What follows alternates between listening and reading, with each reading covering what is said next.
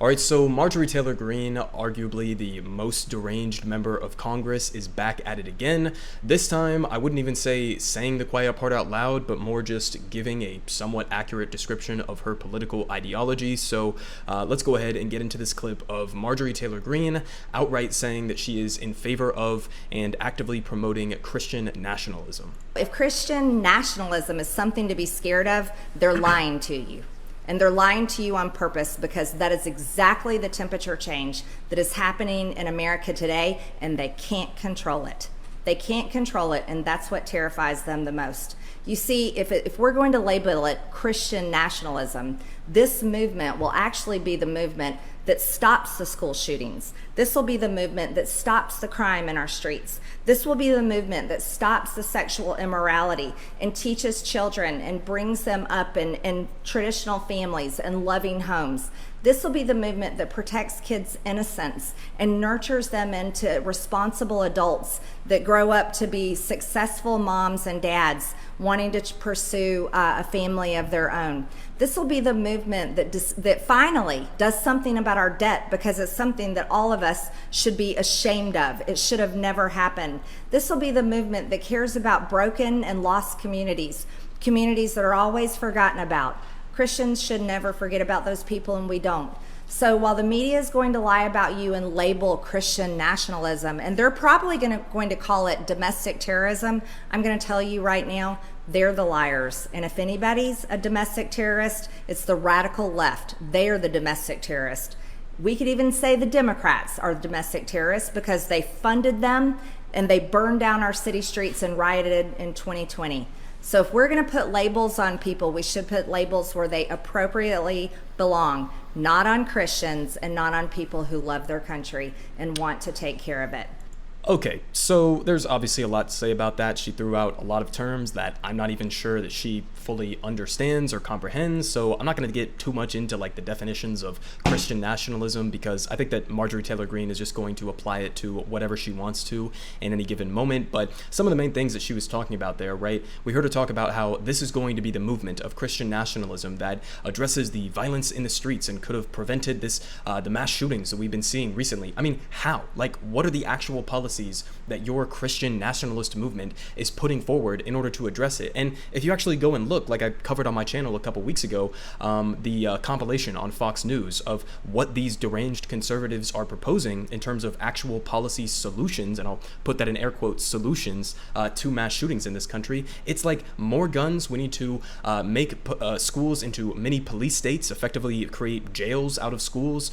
We need to put up like bulletproof blankets on the windows of schools, and all of these other just deranged policy solutions that would not actually materially address the issue of guns in this country, which is really what it comes down to at the end of the day. So obviously she's not part of any movement that is going to address gun violence or address the issue of mass shooting. If anything, mass shootings, if anything, she's going to be pushing us full speed in the opposite direction and continuing this downward spiral where we don't have any legitimate checks and balances in our guns that we have here in the United States. So on that front, completely deranged. But just in the broader picture, in terms of what this ideology actually means and what Marjorie Taylor Greene's movement represents, and just as a reminder here, she is one of the top fundraisers for the Republican Party. So this isn't just some, random fringe member of the Republican Party who doesn't really have sway. She has a lot of power disproportionately, especially within the House of Representatives. So it's something to take seriously when she's coming out here and openly starting to praise terms like Christian nationalism, especially given that she is somebody who likes to, hump the Constitution on a regular basis and pretend as if it was written by God himself, and that the founding fathers were essentially deities. But if you want to talk about the Constitution, well, the Constitution explicitly outlines separation of church and state. So you trying to legislate on behalf of your personal religious beliefs is directly counter to everything that we understand about the Constitution. So, unconstitutional on, just a surface level in terms of what she's really calling for here in a Christian nationalist movement. But Also, I thought it was hilarious that she points out that her movement is going to be called white nationalist or Christian nationalist terrorists, right? She's preempting that. So I think if your movement is something that you have to come out ahead of the fact and ahead of time and say, don't worry, we're definitely not a terrorist movement, then maybe you have some deeper thinking to go about doing in terms of what your movement is actually responsible for. And we can have a recent anecdotal example to back up that claim that something that was pushed by Marjorie Taylor Greene and Tucker Carlson and the rest of these white nationalist propagandists and politicians is the recent Buffalo mass shooting, where this white supremacist went explicitly to a black area that was miles and miles away from where he lived, and he explicitly targeted black people. We know this because he wrote an entire fucking manifesto about it, and he was talking about white genocide. He was talking about the Great Replacement Theory, which is something that Marjorie Taylor Greene talks about all the fucking time. So again, you want to talk about domestic terrorism. This was an act of domestic terrorism that you could argue was directly correlated to the type of propaganda that you yourself have been putting out there. So no, it's not the radical left that is full of domestic terrorists. We've known this for a fact for years now. Even the FBI, which is a massively right-wing reactionary movement that despises leftists, even they come out and admit that yes, it is in fact white nationalist terrorism that is disproportionately responsible for mass shootings and for these types of terror attacks that we have seen over the last couple of decades. But on top of that, we understand what exactly this means in a legislative way. So she was focusing in there on, family values, as if conservatives believe in family values. Marjorie Taylor Greene herself voted against the extension of the child tax credit. She voted against actually starting to address the baby formula shortage. So, she's not in favor of family values in terms of materially improving the lives of families or children across the United States, right? Completely deranged to even pretend as if she actually believes in that, or to pretend as if the Republican Party broadly believes in family values. But we understand exactly what that type of language is then used to justify. It's being used to justify, dozens or hundreds of pieces of legislation all around the country. So I'll put this down in the description below if you want to go read through all of the recent bills that have either passed or been proposed by Republicans like Marjorie Taylor Greene across state legislatures here in the United States. So, I mean, you can look at all of the different anti-trans bills and all of the different anti-LGBTQ bills that have been proposed and passed all across the country in dozens and dozens of states. So this is the inevitable result of this type of rhetoric of so-called family values and returning us to this idea that gay people and trans people are all inherently groomers, which kind of ties into another point that she was trying to make there, and further pushing this propaganda surrounding groomers within the LGBTQ community, which is again used to justify this type of legislation. But to give you a perspective in terms of how demented this legislation actually is, here's just an example from Texas. They say here from NBC News, Texas bill could send parents to prison for providing gender-affirming care.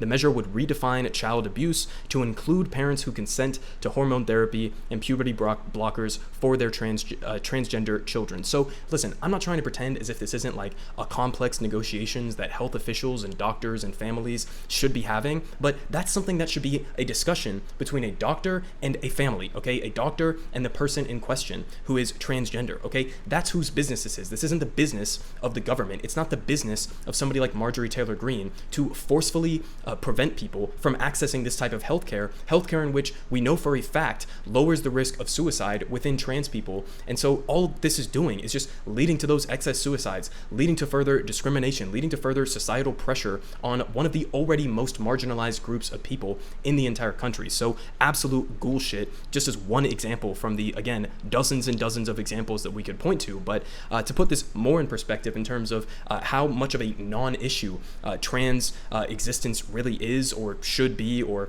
trans women in sports, which is a big talking point that conservatives always like to focus in on as if that's the biggest issue plaguing our society. So just to put it in perspective in terms of how ridiculous that narrative is, here from NPR, they say Utah bans transgender athletes in girls' sports despite governor's veto. So they say Utah lawmakers voted Friday to override Governor Spencer Cox's veto of legislation banning transgender youth athletes from playing on girls' teams, a move that comes amid a nationwide culture war over transgender issues. And here's where it really just comes into full perspective here, okay? Utah only has one transgender girl playing in K through 12 sports who would be affected by the ban. One single person, okay? They passed an entire piece of legislation. They are freaking out in the media. They are freaking out within their political spheres, acting as if this is the biggest threat to women that exists in the world right now. And this legislation is going to be singling out one trans athlete, okay? Just one. So it's not acceptable even if it was more than that, but just the fact that it's one person